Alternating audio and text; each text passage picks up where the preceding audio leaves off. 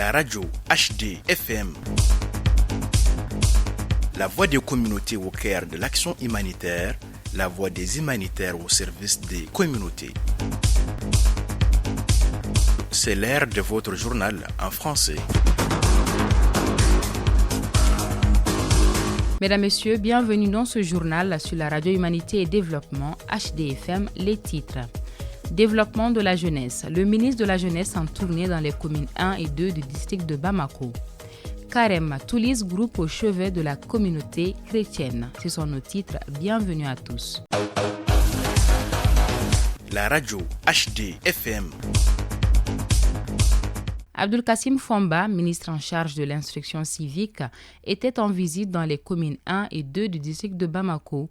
Les échanges ont porté sur la politique de développement de la jeunesse, avec pour objectif de renforcer la proximité avec les populations et de leur permettre de passer des moments d'échange constructifs.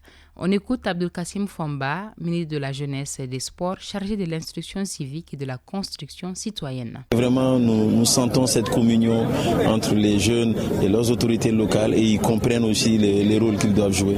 Et je pense que les échanges aujourd'hui nous ont permis également de brosser un peu les attentes de chacun, les besoins réels de la jeunesse dans leur communauté et de leur engagement également. Aujourd'hui, le président de la transition l'a montré à plusieurs reprises avec des rencontres à Koulouba, le fait qu'ils présentent des vœux et le fait qu'ils aient défilé au 22 septembre. Je pense que cette confiance-là, aujourd'hui nous sommes en train de voir les résultats parce que le message que le président de la transition a lancé a été capté par les jeunes.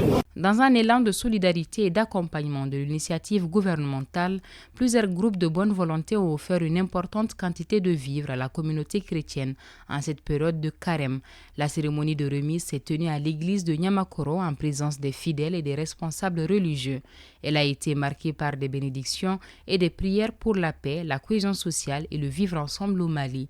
On écoute Mme Bintanyan, porte-parole de Toulis Group, et M. Abdias Koulibaly, porte-parole de la communauté chrétienne. Ce soir, nous sommes là dans le cadre de la donation de 200 kits aux chrétiens catholiques et protestants afin de faciliter leur carême. C'est pour montrer au monde entier que le Mali a besoin de la paix.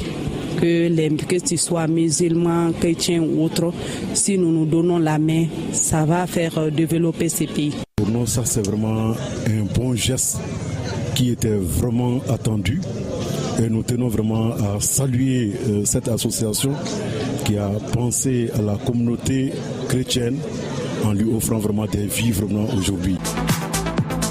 Suivez maintenant les brefs sur Radio Humanité et Développement.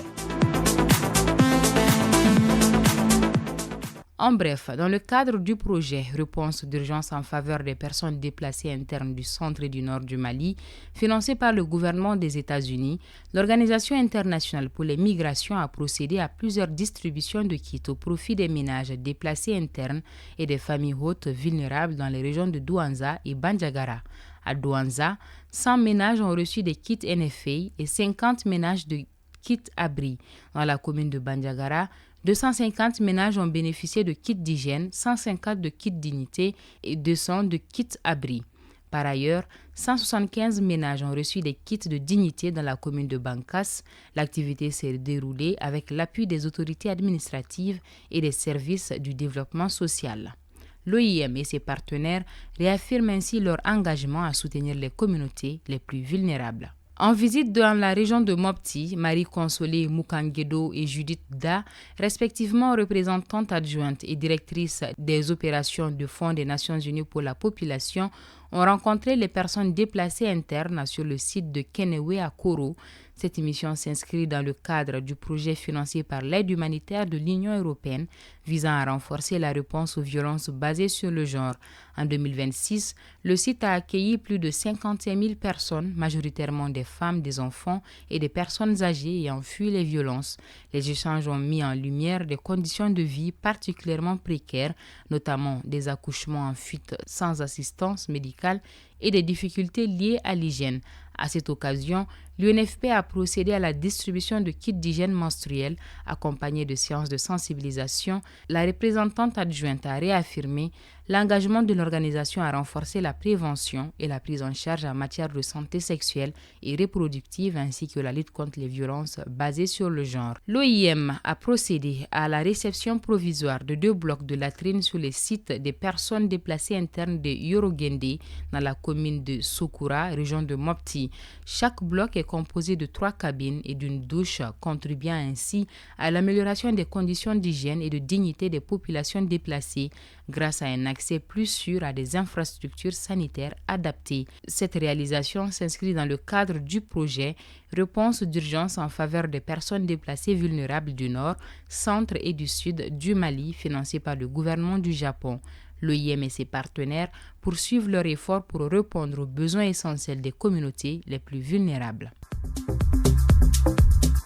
Regard sur le monde, suivez les actualités internationales sur Radio Humanité et Développement. Un mot de l'international. Un rapport de l'ONU montre que 6,5 millions de personnes risquent une sévère insécurité alimentaire d'ici mars 2026, avec presque 1,84 million d'enfants de moins de 5 ans menacés de malnutrition aiguë. La sécheresse prolongée et la baisse de financement aggravent la crise. Les forces paramilitaires soudanaises ont tué au moins 28 civils dans une attaque à Mistérihad au Darfour, ciblant notamment un centre de santé. Les organisations humanitaires appellent à un cessez-le-feu pour atteindre les millions de personnes déplacées. Mortalité des migrants en 2025. Près de 8000 migrants sont morts ou portés disparus en 2025 sur les routes migratoires dangereuses selon l'Organisation internationale pour les migrations. Les données suggèrent que le nombre réel pourrait être bien plus élevé. C'est ainsi que s'achève cette édition de votre journal sur Radio Humanité et Développement. Merci à vous de l'avoir suivi. C'était une présentation de Bibata Mamotouré. La mise en onde est assurée par Salim Djouara. La radio HD FM